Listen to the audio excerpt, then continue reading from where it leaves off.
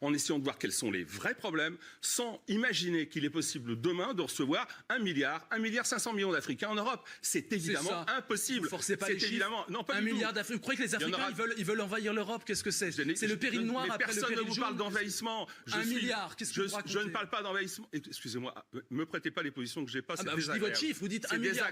Vous avez commencé à 2 milliards 2 et là vous êtes à 1 milliard. Je dis qu'en Afrique, il y a une misère réelle. C'est le fait. D'ailleurs au Bangladesh aussi, dans une grande partie de l'Asie. On n'est pas responsable.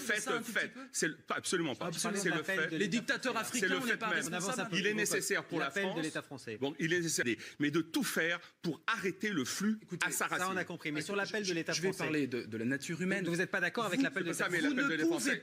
Vous ne pouvez pas empêcher des jeunes qui subissent l'infamie, la misère, la guerre, et qui ont peur pour leur famille, vous ne pouvez pas. Aucune force policière, aucun mur ne pourra les empêcher de passer. Et ça, c'est une vérité philosophique et une vérité humaine. On ne peut pas, en dressant des murs et en mettant des policiers, ça ne fonctionne pas. Donc l'État reconstruit des douches et des points d'eau, donc on refait un 104 bis. Il y a une politique migratoire à réinventer. Il y a une politique migratoire à réinventer.